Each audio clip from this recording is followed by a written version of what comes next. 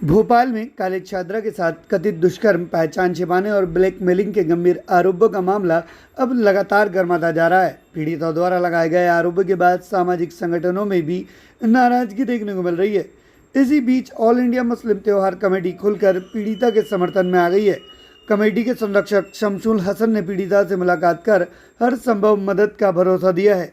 उन्होंने कहा कि मामले की निष्पक्ष जांच होनी चाहिए और जो भी दोषी हैं उनके खिलाफ सख्त कानूनी कार्रवाई की जाए। कमेटी ने प्रशासन को चेतावनी देते हुए कहा कि यदि जल्द ही गिरफ्तारी और कार्रवाई नहीं हुई तो सीएम हाउस का घेराव किया जाएगा। पीड़िता ने सहपाठी समेत 3 लोगों पर गंभीर आरोप लगाए और साथ ही उन्होंने सुरक्षा, न्याय और आरोपियों की शीघ्र गिरफ्तारी की मांग की है। इस पूरे मामले को लेकर राजधानी भोपाल में सामाजिक संगठनों और आम नागरिकों के बीच चर्चा तेज हो गई है। ये एक बहुत गंभीर और नाजुक मामला है। एक छात्रा है, बच्ची है, बेटी है। इसके साथ जिस तरह से नाम बदलकर अभिलाष पांडे के नाम से फ्रेंडशिप कर जिस तरह इसके साथ ज्यादती हुई है, उससे यकीनन मध्य प्रदेश शर्मसार हुआ है। मध्य प्रदेश के मुख्यमंत्री को भी इस ओर देखना चाहिए कि एक मासूम छात्रा के साथ जिस तरह 3 दरिंदे, जिसमें एक आसिफ रजा, जिसको आशीष पांडे नाम बताकर दोस्ती कर जिस तरह से उसने हमारे शहर को बदनाम करने की कोशिश की, यकीनन इससे भोपाल शर्मसार है। हम इस लड़की के साथ कंधे से कंधा मिलाकर खड़े हैं, चाहे वो कितना रसूखदार हो, कितना ही बड़ा वाला हो, किसी समाज से हो, हम कदम से कदम मिलाकर इस लड़की के साथ है। इसके साथ इंसाफ जब तक नहीं मिल जाता तब तक इसके साथ रहेंगे। अदालत हो या चाहे इसकी शिक्षा या तालीम हो, जब तक ये तालीम लेना चाहती है भोपाल में रह सकती है। सारा खर्च हम अदालत का भी हम लोग सब ऑल इंडिया मुस्लिम त्योहार कमेटी इसका खर्च उठाएगी। पहली बार कोई मुस्लिम संगठन नहीं है ये, हम इसको लफ्ज़ियात नहीं कहते हम लोग। ये जिस तरह के हालात पैदा कर रहे हैं, ये मुट्ठी भर लोग हैं। ये मोहब्बत का नाम तो मोहब्बत ही था, नाम थोड़ी बदल गया। लेकिन जो बच्ची के साथ जिस तरह नाम बदल कर इसके साथ जो घटना हुई है, उसको लेकर हम लोग पूरा ऑल इंडिया मुस्लिम त्योहार कमेटी शर्मिंदा है। इसके कदम से कदम मिलाकर इसके साथ खड़ी है। इसके कोर्ट से लेके, पढ़ाई से लेके, जहाँ तक इसको ज़रूरत होगी हम लोगों की, हम सब मिलकर इसके साथ कंधे से कंधा मिलाकर खड़े हैं। चाहे वो किसी समाज से हो, कितना ही बड़ा रसूखदार हो, कितना बड़ा पॉलिटिशियन हो, कितना ही बड़ा पैसे वाला हो, उसको ज़मीन में धूल चटाने का काम ऑल इंडिया मुस्लिम त्योहार कमेटी इस बेटी के साथ, इस बच्ची के साथ खड़े होकर काम करेगी। आप क्या एक्शन लेवल पुलिस बिल्कुल। मैं तो ये कहना चाहता हूँ मध्य प्रदेश के मुख्यमंत्री जी से, नारी शक्ति को लेकर पूरे देश में कदर मचा है, आरक्षण को लेकर, महिलाओं को लेकर पूरे देश पे आरक्षण को लेकर हंगामा मचा हुआ है। और एक बच्ची या राजधानी में जहाँ भारतीय जनता पार्टी की हुकूमत है, वो थाने से मतलब मुख्यमंत्री निवास से 3 किलोमीटर की दूरी पे कॉलेज है, 3 किलोमीटर दूरी पे उसका घर है, और बेटी सुरक्षित नहीं है राजधानी में। हम आरक्षण मांग रहे हैं, 33% हम महिलाओं के लिए संघर्ष की बात कर रहे हैं। जब एक बच्ची महफूज नहीं है राजधानी में, नाक के नीचे आपके बच्ची सुरक्षित नहीं है, तो मध्य प्रदेश में कैसे सुरक्षित रह पाएंगी बेटियां? मेरा सवाल है मध्य प्रदेश के मुख्यमंत्री से, अगर 1 सप्ताह के अंदर इस बच्ची के जुल्म ज्यादती करने वालों को गिरफ्तार नहीं किया, तो हम 1 सप्ताह बाद मध्य प्रदेश के मुख्यमंत्री निवास का इस बेटी के साथ हम घेराव करने का काम करेंगे। मैं IS यूनिवर्सिटी की छात्रा हूँ।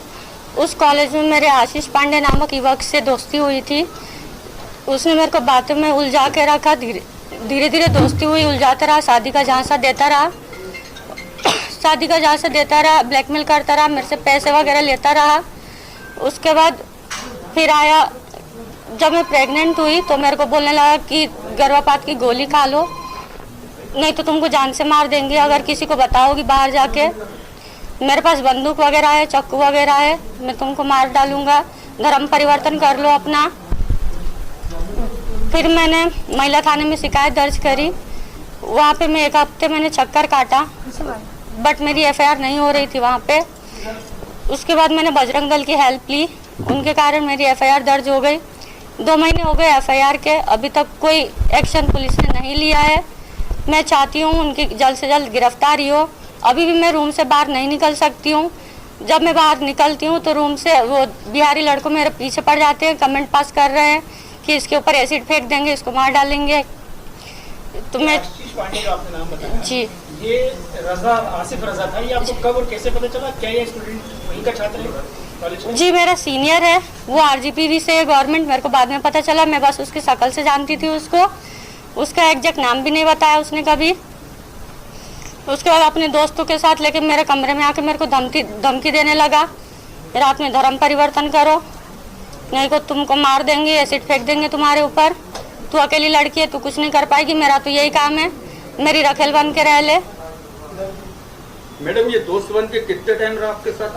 दोस्त बन के मेरे साथ 2 साल में आपको बिल्कुल 1.5 साल। नहीं चला कि कौन है, क्या है ये? जी नहीं, वो कभी उसने अपना मुस्लिम तरीके से वो मेरे साथ रहा ही नहीं, कलावा पहन के घूमता था मेरे साथ। जी आप क्या चाहते हैं अभी?